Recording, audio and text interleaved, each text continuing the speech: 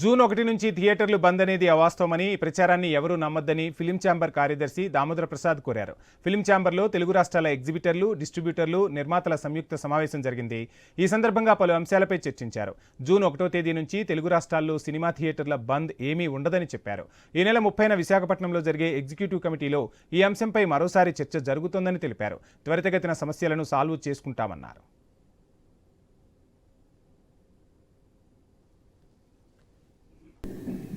అది మూసేయటం అనేది లేదు.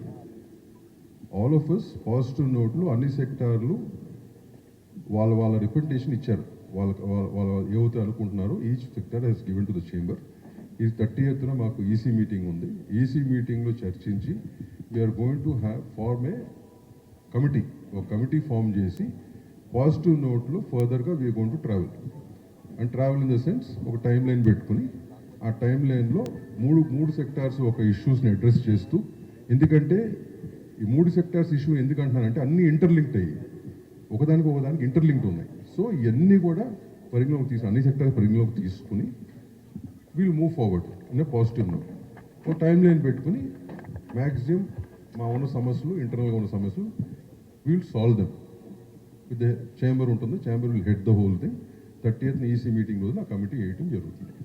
From there, the whole thing is going to go forward. Right now, ఈ బంధు గిందు అనేది అట్లాంటివి ఏమీ లేవు.